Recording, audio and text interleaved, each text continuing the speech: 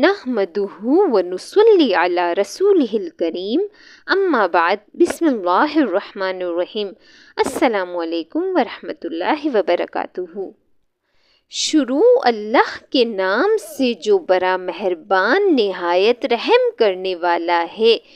اگر کسی بندے کو پیسے دے کر پھنس گئے ہیں تو یہ ایک صورت اس کے سامنے پر ہو، پھر تماشا دیکھو، اسی وقت جیب سے پیسے نکال کر آپ کے ہاتھ میں رکھ دے گا اور معافیاں مانگے گا۔ سب سے پہلے میں اپنے تمام دیکھنے اور سننے والے ناظرین کے لیے دعا کرتی ہوں کہ اللہ پاک آپ سب کی مشکلات کو آسان فرمائے، آپ کی پریشانیوں کو دور فرمائے، اور جو لوگ تنگ دست ہیں اللہ پاک ان سب کی تنگ دستی کو دور فرمائے۔ ناظرین، آج کی اس ویڈیو میں آپ لوگوں کو ایک ایسے عمل کے بارے میں بتانے والی ہوں جسے آج کے دور میں تقریباً ہر انسان کی ضرورت سمجھا جاتا ہے۔ اگر آپ نے کسی کو ادھار پیسے دیے ہیں اور اب وہ آدمی آپ کو پیسے واپس نہیں دینے کا نام نہیں لے رہا اور آپ کو لگتا ہے کہ اب وہ پیسے واپس نہیں کرے گا، تو آج اس عمل کو آپ کو بتانے والے ہیں، آپ نے وہ کر لینا ہے۔ انشاءاللہ آپ کے پیسے آپ کو واپس مل جائیں گے۔ ہر انسان کو اپنی بہترین صحت کے لیے اور اچھی زندگی گزارنے کے لیے پیسے کی ضرورت ہوتی ہے۔ اس لیے جس شخص کے پاس پیسہ بہت زیادہ ہوتا ہے وہ اپنی صحت کا خیال اور اپنے من کی مراد زیادہ بہتر طریقے سے کر سکتا ہے۔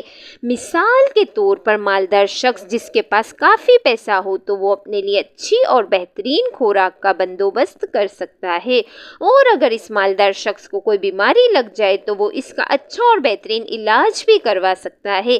اسی طرح اگر اس کے پاس پیسہ ہو تو وہ اپنی تعلیم کے لیے اعلیٰ تعلیمی اداروں میں علم حاصل کر سکتا ہے جو اس کی شخصیت کو چار چاند لگا دیتے ہیں، اور اس تعلیم کی وجہ سے پھر اس شخص کو معاشرے میں عزت ملنا شروع ہو جاتی ہے اور معاشرے میں لوگ اس کی بہت تعریف کرتے ہیں۔ یہ سب پیسے کی وجہ سے ہوتا ہے۔ ناظرین، آج کے دور میں کچھ انسان ایسے بھی ہوتے ہیں جن کو پیسوں کی شدید ضرورت ہوتی ہے اور وہ ادھر ادھر منہ مارتے پھرتے ہیں کہ کہیں سے کچھ مل جائے۔ مثال کے طور پر اگر آپ کے پاس اپنی ضرورت کے مطابق پیسے ہیں اور کوئی ادھار پیسے مانگنے آ جاتا ہے جس کو بہت زیادہ ضرورت ہے تو اس صورت میں آپ انکار بھی نہیں کر سکتے، اور اگر کوئی جاننے پہچاننے والا ہو تو پھر کبھی بھی انکار نہیں کیا جا سکتا اور آپ کو اس کی ضرورت پوری کرنی ہی پڑتی ہے۔ ناظرین، ایک انسان بڑی محنت کے ساتھ پیسہ کماتا ہے، دن رات محنت کرتا ہے، مزدوری کرتا ہے، اپنے بال بچوں کا پیٹ پالنے کے لیے وہ بہت زیادہ محنت سے پیسے کماتا ہے،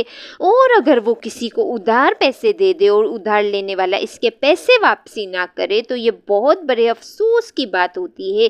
ناظرین، اگر آپ کو کسی کی ضرورت پوری کرنی پڑ جاتی ہے اور آپ اس کو ادھار کے طور پر پیسے دے دیتے ہیں، پھر کیا ہوتا ہے کہ ایک دن مقرر ہو جاتا ہے کہ اس دن آپ نے مجھے وہ پیسے واپس لوٹا دینے ہیں، اور آخرکار وہ دن بھی آ جاتا ہے لیکن کچھ بھی ہاتھ نہیں آتا اور وہ انسان دوبارہ آپ کے سامنے بھی آنے کی ہمت نہیں کرتا جس نے آپ سے پیسے لیے ہوتے ہیں کہ کہیں پیسے دینے نہ پڑ جائیں اور مجھ سے پیسے کا سوال نہ ہو جائے۔ جب ایسی صورتحال پیدا ہو جائے کہ وہ آدمی آپ کو تنگ کرنا شروع کر دے تو آپ نے یہ عمل کر لینا ہے جو آپ کو بتانے جا رہے ہیں۔ عمل کا طریقہ یہ ہے کہ جب اس انسان کے پاس آ جائیں پیسے جسے آپ نے ادھار پیسے دیے تھے، پہلے تو اسے پیار و محبت سے سمجھائیں کہ بھائی مجھے پیسوں کی شدید ضرورت ہے، مہربانی فرما کر مجھے میرے پیسے واپس لوٹا دیں۔ اگر وہ پھر بھی آپ کو باتوں میں لگائے رکھے اور آپ کے پیسے واپس نہ کرے تو آپ اس کا ذکر کا ورد کرنا شروع کر دیں۔ جو ذکر آپ کو ہم بتائیں گے آپ نے کثرت سے اس کا ورد کرنا شروع کر دینا ہے۔ انشاءاللہ 1 سے 2 دن کے اندر آپ کے سارے پیسے لا کر آپ کے ہاتھوں میں رکھ دے گا۔ قرض واپسی لینے کے لیے آپ نے کیا کرنا ہے؟ ایک تو سب سے پہلے 5 وقت کی نماز کی پابندی کریں، اور ہر نماز کے بعد بھی آپ یہ وظیفہ کر سکتے ہیں، یہ عمل کر سکتے ہیں، یا ہر گھنٹے بعد بھی آپ کر سکتے ہیں۔ اگر ٹائم نہیں ہے تو ہر نماز کے بعد آپ نے ایک بار اول و آخر 3 بار درود شریف پڑھنا ہے۔ ایک بار ثواب کی نیت سے میرے ساتھ بھی پڑھیے، اللہم صلی صلی علی محمد وعلی آل محمد کما صلیت علی ابراہیم وعلی آل ابراہیم انک حمید مجید اللہم بارک علی محمد وعلی آل محمد کما بارکت علی ابراہیم وعلی آل ابراہیم انک حمید مجید۔ ایک بار آپ نے سورہ فاتحہ پڑھنی ہے۔ سورہ فاتحہ بسم اللہ الرحمن الرحیم الحمد للہ رب العالمین الرحمن الرحیم مالک یوم الدین ایاک نعبد و ایاک نستعین اہدنا الصراط المستقیم صراط الذین انعمت علیہم غیر المغضوب علیہم ولا الضالین آمین۔ اور 3 بار آپ نے سورہ اخلاص پڑھنی ہے۔ قل هو اللہ احد اللہ الصمد لم یلد ولم یولد ولم یکن لہ کفوا احد۔ اور تصور میں یہ سارا وظیفہ اس شخص کو آپ نے ہدیہ کر دینا ہے، اور انشاءاللہ اس کے رزلٹ میں بہت جلد جو ہے وہ شخص آپ کے پیسے لوٹا دے گا، ٹائم پہ آپ کا قرض واپس کر دے گا۔ لیکن جو میں نے آپ کو بتایا ہے اس کا خاص خیال رکھیں کہ نماز کی پابندی کریں، اور ہر نماز کے بعد جب تک آپ کو رزلٹ نظر نہیں آتا، اس کے اثرات نظر نہیں آتے، اللہ تعالیٰ پہ یقین رکھتے ہوئے ہر نماز کے بعد آپ نے یہ وظیفہ ضرور کرنا ہے۔ ایک بزنس مین نے خواب میں دیکھا کہ کوئی شخص اسے کہہ رہا ہے کہ تمہاری فیکٹری کے مین گیٹ کے سامنے جو شخص پھل بیچتا ہے اس کو عمرہ کرا دو۔ وہ نیند سے بیدار ہوا تو اسے خواب اچھی طرح یاد تھا، مگر اس نے وہم سمجھ کر خواب کو نظر انداز کر دیا۔ 3 دن مسلسل ایک ہی خواب نظر آنے کے بعد وہ شخص قریبی مسجد کے امام صاحب کے پاس پہنچا اور اپنا خواب بیان کیا تو امام صاحب نے کہا، جس شخص کے بارے میں تمہیں بار بار عمرہ کروانے کے بارے میں کہا جا رہا ہے اس سے رابطہ کرو اور اسے عمرہ کروا دو۔ اگلے روز بزنس مین نے اپنا ایک ملازم اس پھل فروش کے پاس اس کا موبائل نمبر معلوم کرنے کو بھیجا۔ بزنس مین نے موبائل پر کال کر کے اس پھل فروش سے رابطہ کیا اور کہا کہ مجھے خواب میں 3 بار حکم ملا ہے کہ میں تمہیں عمرہ کروا دوں، لہٰذا جلد از جلد میں اس نیک کام کی تکمیل کرنا چاہتا ہوں۔ یہ بات سن کر پھل فروش زور سے ہنسا اور کہنے لگا، کیا بات کرتے ہو صاحب، میں نے تو مدت ہوئی کبھی فرض نماز تک ادا نہیں کی اور تم مجھے عمرہ کروانا چاہتے ہو۔ بزنس مین اصرار کرنے لگا اور اسے سمجھایا کہ میرے بھائی سارا خرچ میرا ہوگا۔ بہر کیف خاصی بحث کے بعد وہ پھل فروش اس شرط پر رضامند ہوا کہ ٹھیک ہے میں تمہارے ساتھ عمرہ کروں گا، مگر میرے تمام اخراجات تمہارے ذمہ ہوں گے۔ وقت مقررہ پر جب وہ ایک دوسرے کو ملے تو بزنس مین نے دیکھا کہ واقعی وہ شکل و صورت سے کوئی اچھا انسان دکھائی نہیں دے رہا تھا۔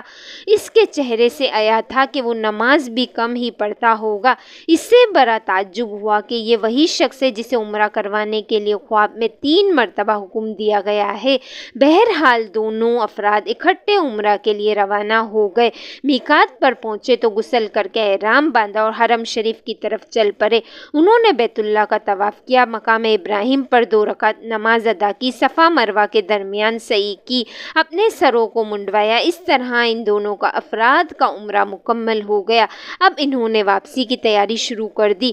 جب حرم سے نکلنے لگے تو پھل فروش بزنس مین سے مخاطب ہوا اور کہنے لگا، صاحب حرم چھوڑنے سے پہلے میں 2 رکعت نفل ادا کرنا چاہتا ہوں، نہ جانے دوبارہ عمرہ کرنا نصیب ہو یا نہ ہو۔